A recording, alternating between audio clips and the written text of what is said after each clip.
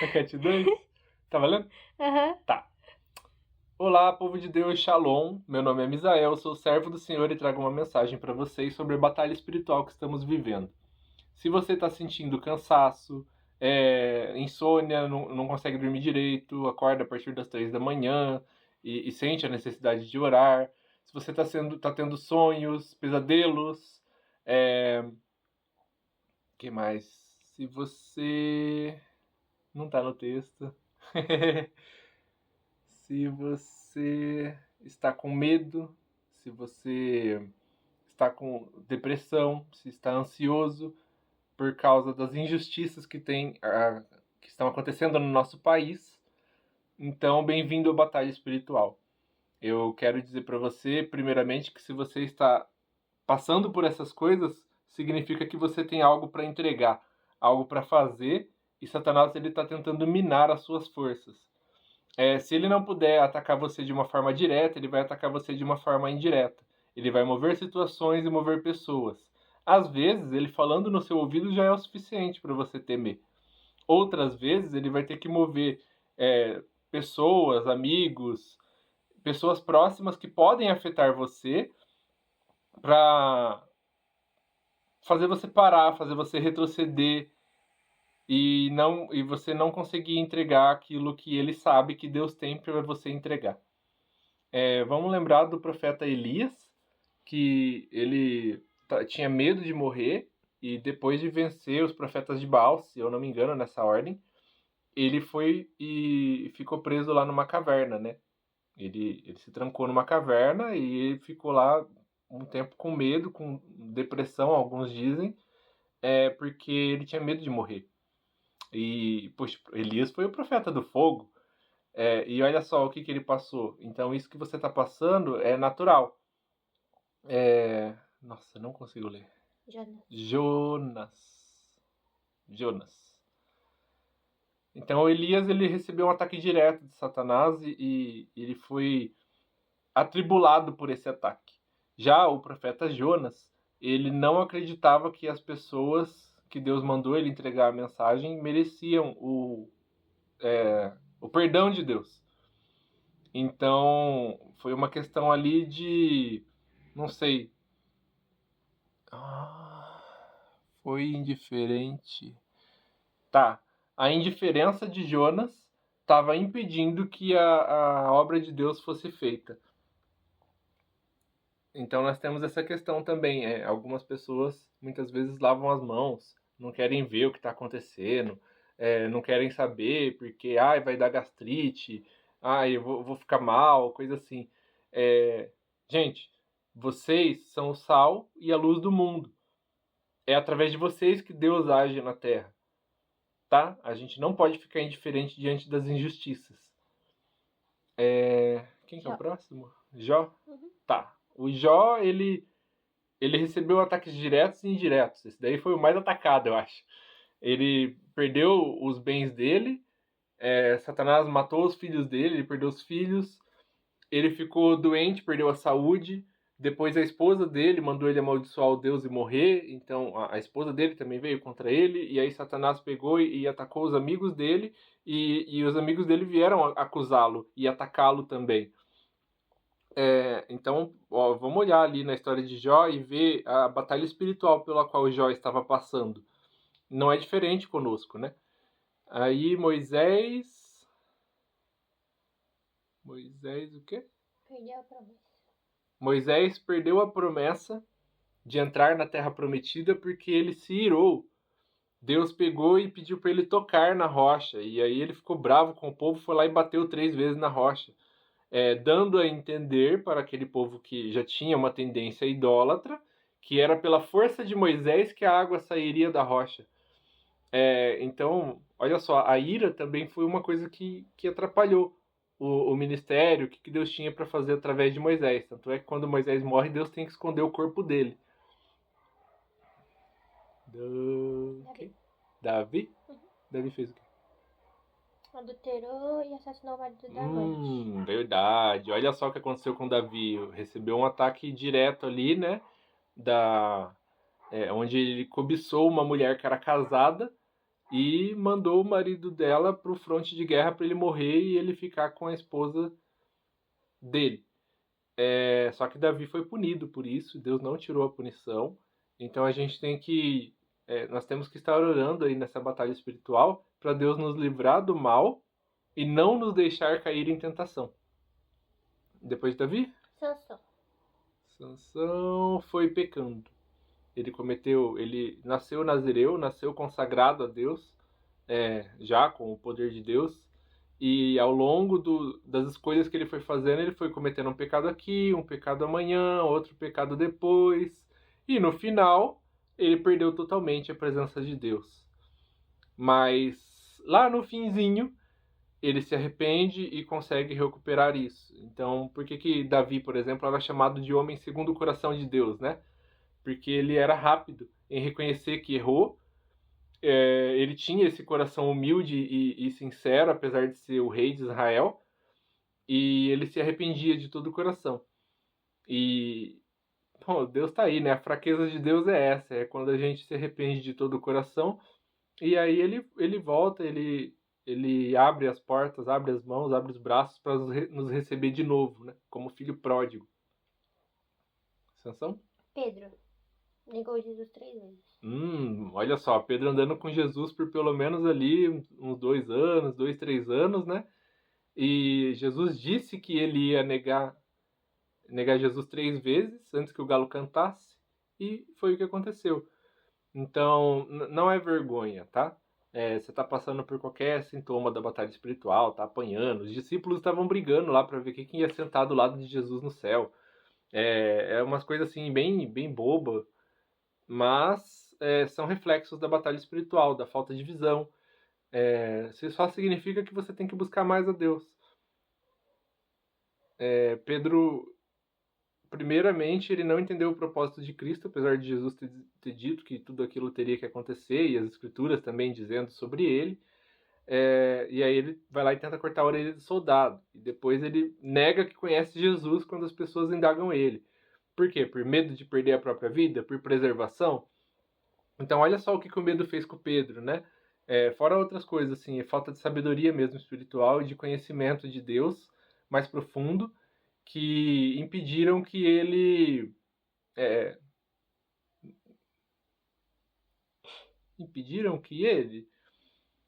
Pedro cometeu esses erros porque ele não tinha mais sabedoria. Então a falta de sabedoria, como Jesus disse, né? Conhecereis a verdade e a verdade vos libertará. Essa prisão que Pedro ainda tinha era a falta da verdade na vida dele. E depois... eu não consigo ver. Alguns apóstolos se achavam melhores que os gentios. É verdade, quando estava tendo a divisão na igreja, os gentios estavam se convertendo ao cristianismo e os apóstolos, as pessoas começaram a fazer, não sei se foram os apóstolos ou os membros primeiro, mas enfim, estava tendo uma segregação dentro da igreja, onde...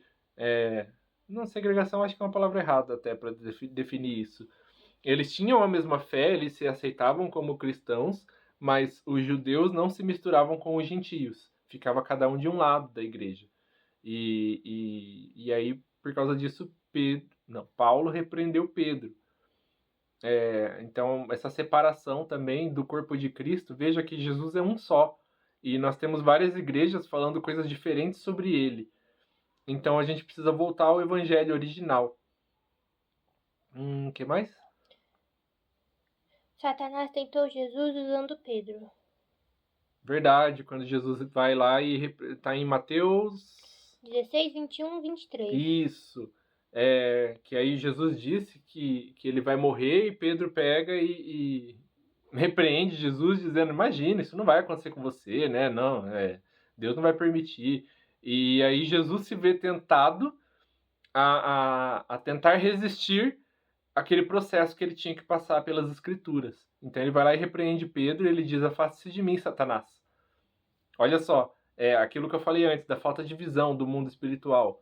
O que Jesus tinha que passar, embora fosse ruim momentaneamente, principalmente para ele, né, que era uma situação ruim que ele tinha que passar, traria um benefício para toda a humanidade que nenhuma outra pessoa conseguiria fazer aquilo. Que mais? Como vencer essa força invisível se mantendo firme no bom combate até o momento de guardar a sua fé. Bom, esse é um título. Vamos ao bom pastor? Show. Venham a mim, todos os que estão cansados e sobrecarregados, e eu darei descanso a vocês. Tomem sobre vocês o meu jugo e aprendam de mim, pois eu sou manso e humilde de coração, e vocês encontrarão descanso para suas almas. Pois o meu jugo é suave, e o meu fardo é leve, disse Jesus. E também Todo aquele que vai até ele jamais será jogado Jesus fora. também diz que todo aquele que vem até mim jamais será lançado fora.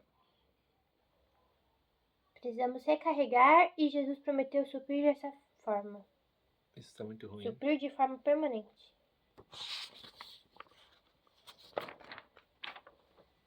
É isso, é porque tá escuro.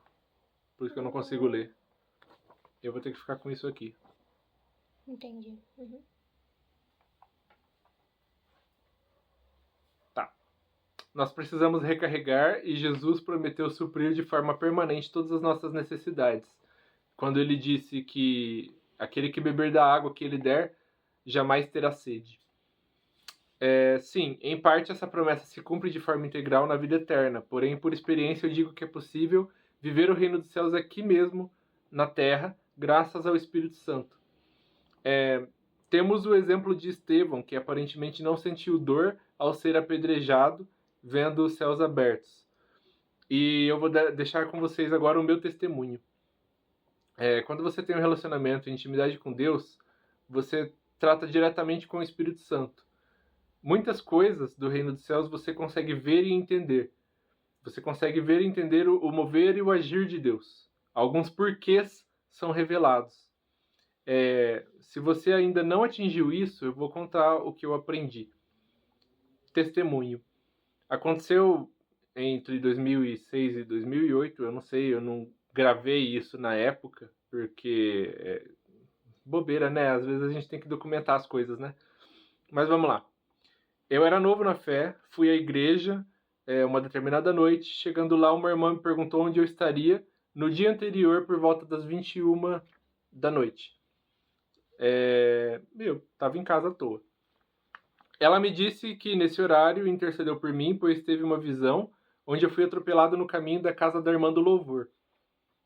A gente ficou sem entender, né? Porque não aconteceu nada, mas eu agradeci, pedi que continuasse a orar por mim.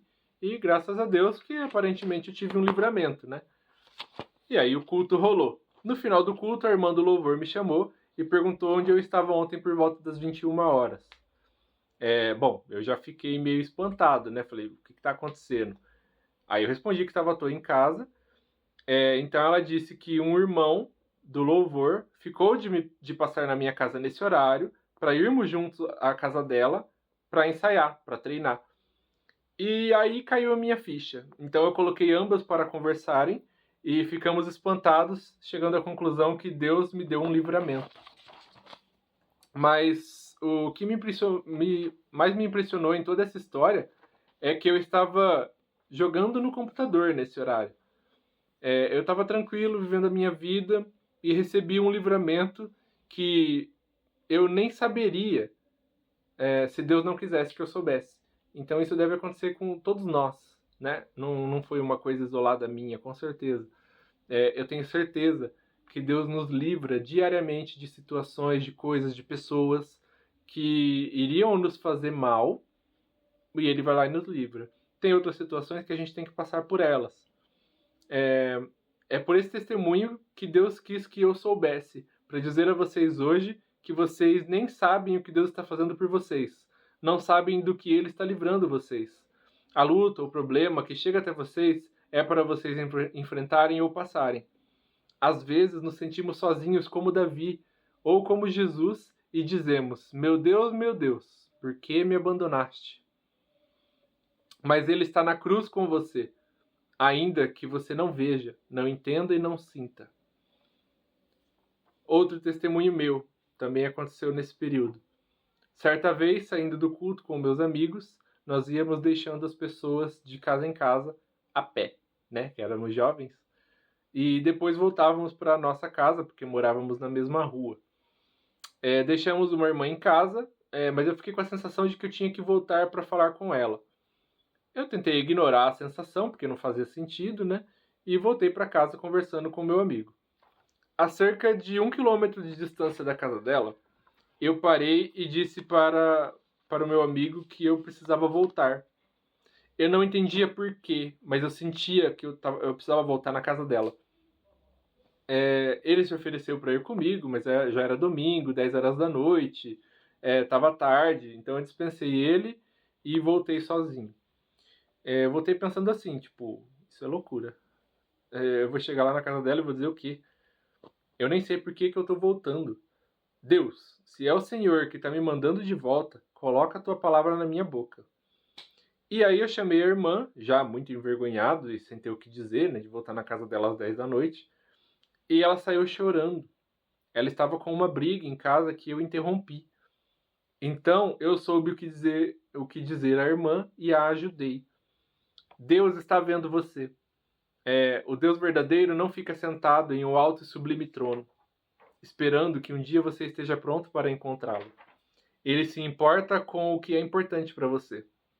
Ele trabalha por você sem descansar. Até porque ele não se cansa. Ele não desiste de você mesmo quando você o despreza. Ele não se esquece de você, ainda que você tente esquecê-lo. Há situações em que ele intervém em seu favor. Sabendo você ou não, ele não faz para ser reconhecido. Ele faz porque te ama. Há situações em que você tem que se levantar e se impor contra as forças que controlam este mundo. Lutar contra a tempestade, acalmá-la, ser o sal e a luz da terra. Há situações em que você tem que suportar, atravessar a tempestade. Você pode se impor ou pedir ajuda, mas terá que atravessar. Guarde sua fé. Lembre-se das grandes coisas que o Senhor tem feito por nós e resista. Fique firme. Em todas as circunstâncias, Deus está com você, principalmente tentando evitar que você caia em tentação, mas também livrando do mal. Muitos porquês você pode ter a resposta se buscar a Deus ou se buscar a sabedoria com um verdadeiro servo de Deus. Outros porquês somente entenderemos quando entrarmos na vida. Emanuel significa Deus está conosco. Então, meu irmão, faça como Elias. Ei, mexi a câmera. Tudo certo. A Sofia está me ajudando. Faça como Elias. Converse com Deus, chame Deus. Peça para ele te dar força, peça para ele te renovar. Peça para ele abrir os seus olhos sobre o que você tem que orar, o que você tem que fazer. Porque o que a gente vê nas pessoas que Deus elege, que Deus escolhe, aspas para escolhe, né? Porque a vontade de Deus é que todo mundo fizesse as coisas. É que as pessoas vão lá e elas se predispõem, elas colocam a mão na massa. Muitas vezes antes que Deus peça alguma coisa para elas já foram lá e já fizeram. O que aconteceu quando Davi decidiu enfrentar o Golias, quando Moisés decidiu proteger o escravo que estava apanhando ali do egípcio. São pessoas que foram lá e viram uma situação errada e elas agiram em cima daquela situação porque elas sabiam que era errado. Elas não precisaram consultar a Deus para saber o que fazer. E se você está vivendo essas situações hoje, e deve estar, se Deus colocou uma coisa no seu coração, uma coisa que você pode fazer, então faça. Deus é com você. Você pode se achar insuficiente, você pode se achar pouco, mas Deus escolheu as coisas loucas deste mundo para confundir os que se acham sábios. E Ele escolheu as coisas que não são para confundir aqueles que acham que são alguma coisa. Deus capacita os escolhidos. Ele não escolhe os capazes. É claro, você tem que se aperfeiçoar todos os dias. Mas se você já tem hoje algo que você acredita que pode fazer, então faça. Não seja negligente. Não faça como Jonas, que ele sabia o que tinha que ser feito, mas ele não concordava e foi lá e não fez. E tentou fugir de Deus. Não fuja, não enterre seus talentos. Deus deu coisas. Você tem coisas para oferecer para esse mundo. Não deixe que o medo, a depressão, a ansiedade te parem. Parem o mover de Deus a partir de você. Não se esqueça que você é um vaso. E Deus ele vai te enchendo à medida que você vai esvaziando. Então você tem que dar essa unção que está sobre você para as pessoas. E aí você vai receber mais de Deus. E aí o destino a Deus pertence, né? O que vai acontecer com a gente aqui nesse mundo, pouco importa. O importante é guardar os tesouros no céu. Fique com Deus. Shalom, shalom.